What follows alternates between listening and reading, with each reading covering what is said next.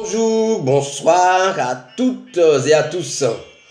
C'est un plaisir pour moi d'être avec vous aujourd'hui, ce week-end, dans Haïti, dans tous ses états.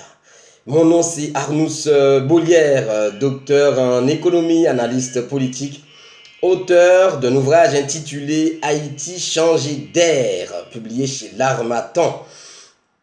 Vraiment un plaisir pour moi d'être avec vous parce que je vais vous parler aujourd'hui de notre petite causerie de trois points et en particulier d'un point, en fait, de quelque chose qui me, comment dire, qui me plaît beaucoup, voilà, qui me plaît beaucoup et qui ne s'est pas passé en Haïti, mais qui s'est passé à l'étranger et à Paris plus exactement. Et il s'agit toujours d'Haïti, bien entendu, parce que Haïti, dans tous ses états, c'est pas seulement Haïti en Haïti, c'est Haïti aussi dans toutes les communautés haïtiennes à l'étranger. Et en particulier, comme je l'ai dit, ici en France, à Paris, la semaine qui vient de s'écouler et le mardi 16 janvier plus exactement, il s'est passé quelque chose donc à Paris concernant écoutez Haïti et donc voilà, je suis un petit peu ému parce que ça concerne justement, je vais quand même lever le suspense, c'est Kate Limas, ma romancière préférée, qui est en tournée de promotion de son dernier roman en France. Et elle était donc à Paris lors d'une rencontre littéraire consacrée à son roman intitulé L'Ange du Patriarche. Voilà, L'Ange du Patriarche, sorti chez Mercure de France. Ce soir-là, je suis arrivé très tôt, bien entendu, pour voir ma romancière. Quand elle est arrivée, j'étais comme ça. Voilà, pour tout vous dire, j'étais très ému, hein, quand je l'ai vue en vrai, parce que je ne l'avais pas encore rencontrée, Kate Mars. Et voilà, ça m'a beaucoup plu. Une belle et grande femme. Tout de suite, on voit que c'est, comme on dit en créole, une femme voyante. Et donc, quand elle a commencé à parler lors de la présentation, donc en présentant son ouvrage, son roman, donc c'est Yves Chelmla qui animait donc la soirée. J'ai beaucoup aimé vraiment sa manière de parler. Elle a dit des choses très intéressantes. Et d'ailleurs, elle a précisé qu'elle était un écrivain qui aime prendre des risques en termes littéraires. Elle a dit, et moi, j'ai pris la parole à un moment donné pour dire que selon moi, au-delà de l'aspect littéraire, elle est une femme engagée qui prend des risques d'une certaine façon à travers ses romans, bien entendu. Mais surtout, c'est une femme qui s'intéresse à ce qui se passe vraiment dans la société et dans le monde dans lequel nous vivons, au-delà d'Haïti. Je dis cela parce que je ne sais pas si vous êtes au courant, Kate Mars figure parmi les intellectuels qui ont répondu à Sarkozy dans un ouvrage intitulé justement L'Afrique répond à Sarkozy en 2008, suite aux propos injurieux, scandaleux de Sarkozy, qui avait dit que l'Afrique n'était pas assez entrée dans l'histoire, etc. Et ça m'a beaucoup plu quand je lisais cet ouvrage-là, et en tombant sur ma romancière préférée. Et je crois que je venais de lire Saison Sauvage, j'avais déjà lu Saison Sauvage, et donc tout de suite ça m'a rappelé, en tout cas, ce roman de Kate Limas. Et c'est vraiment une romancière qui me plaît beaucoup. Donc voilà. Et juste pour dire que ce soir-là, il y avait beaucoup de monde. Il y avait beaucoup de monde. Très peu d'Haïtiens d'ailleurs. Un peu dommage, mais il y avait quand même beaucoup de monde. Il y avait quelques Haïtiens, mais j'aurais aimé qu'il y en ait quand même davantage. Mais il y avait beaucoup de monde. Voilà, j'ai passé un très bon moment. Tout ça pour vous dire que Haïti, dans tous ses états, c'est Haïti en Haïti, mais aussi Haïti à l'étranger. Et dès qu'il y a quelque chose qui me plaît, qui concerne Haïti, j'en parlerai dans cette rubrique Haïti dans tous ses états. Je disais que Kate Limas est une femme engagée et qui parle de la situation du pays, dans une sorte de peinture comme ça, donc de la situation haïtienne à travers ses romans. Et je pense que dans l'Haïti d'aujourd'hui, on peut se rendre compte effectivement que tout en aimant notre pays, nous devons reconnaître qu'il y a beaucoup de choses qui ne vont pas. Et moi, personnellement, je l'ai déjà dit, je suis très critique de ce pouvoir actuel, tout simplement parce que, notamment, le président Jovenel Moïse ne respecte pas la constitution du pays. J'en veux pour preuve sa dernière sortie sur la religion, là, donc, au stade Silvio Cator, où il a invité toutes les Haïtiennes et tous les Haïtiens à suivre l'exemple des protestants, en quelque sorte, à adhérer en fait au protestantisme pour changer, pour sauver Haïti, quoi, en quelque sorte.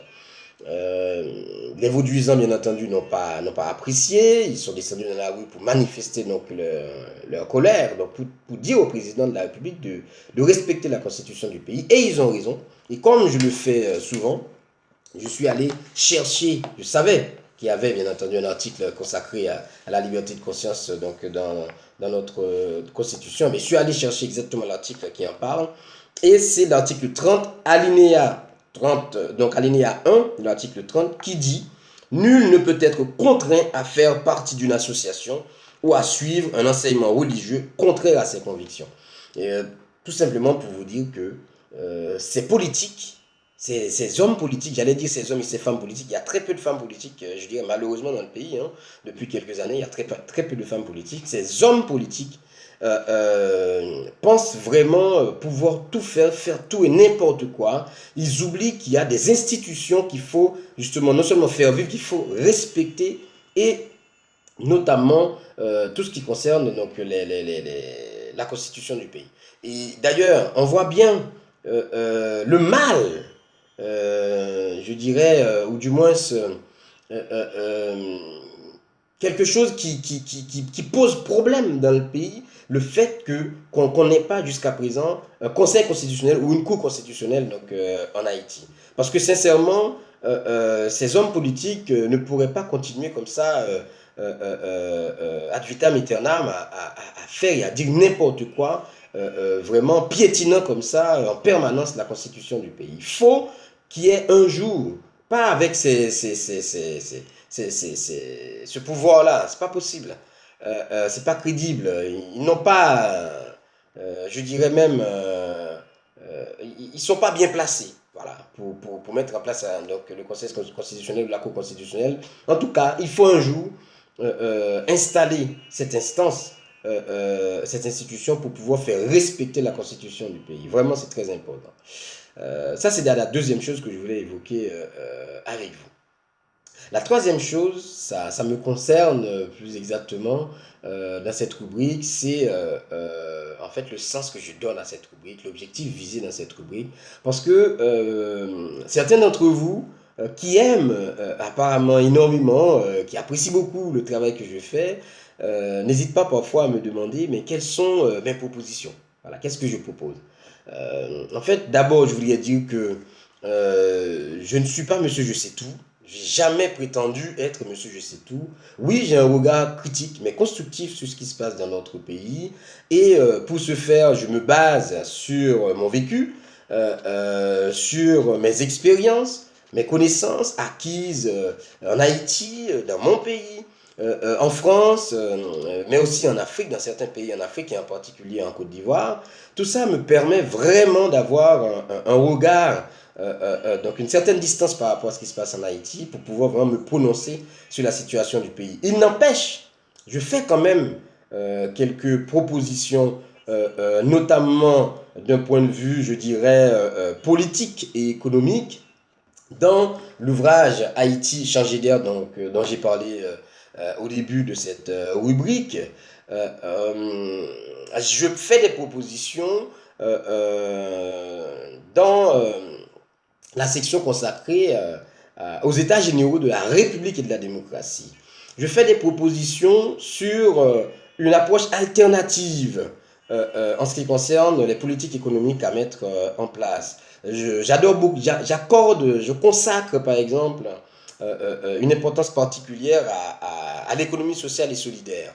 Bref, si vous lisez mon ouvrage, Haïti changer d'air, vous verrez que en matière de propositions, c'est pas ça qui manque là-dedans, mais dans les différentes vidéos que je fais sur YouTube, je fais parfois quelques propositions aussi, mais je tiens à le dire, je ne prétends pas avoir des solutions à tout et je ne vais pas faire des propositions à tout bout de champ concrètement comme ça sur des actions concrètes à mener en Haïti. Non, il y a des gens qui sont là pour ça. On les appelle des politiques, notamment. Ce sont des politiciens qui sont là pour peut-être mettre, en fait, qui devraient s'appuyer sur des réflexions, des analyses, des expertises, comme ce que des gens comme moi donc, le font, et justement en tirer quelque chose pour proposer et mettre concrètement en place des politiques publiques en Haïti pour changer les choses. Donc voilà, je pense que ce travail-là est plus qu'utile, le travail que je fais et que d'autres font également, à chacun son truc. Pour l'instant, je ne suis pas encore un acteur politique en tant que tel, je veux dire un homme politique sur le terrain, ça viendra peut-être un jour, je ne l'ai jamais exclu, mais pour l'instant, je reste dans un travail intellectuel, dans un travail scientifique, donc d'analyste, pour pouvoir justement donner à voir ce qui se passe dans mon pays et peut-être donner quelques pistes de solutions, mais pas des propositions concrètes sur tout et tout. Voilà ce que je voulais vous dire aujourd'hui. C'est toujours un plaisir pour moi donc d'échanger avec vous et tous ceux et toutes celles qui me font des commentaires en privé. C'est vraiment un plaisir de les recevoir et ça me fait énormément plaisir donc de pouvoir échanger avec vous comme ça et d'avancer dans mes réflexions et dans nos échanges. Kamela, comme on dit en créole, tenez bon. À très bientôt et merci encore de votre fidélité. N'oubliez pas, nous pour nous attendre la semaine prochaine et n'oubliez pas de nous rejoindre sur YouTube, Facebook et Nouvelle PAM qui fait partie du réseau Nord-Ouest. À très bientôt, avec plaisir encore. Au revoir.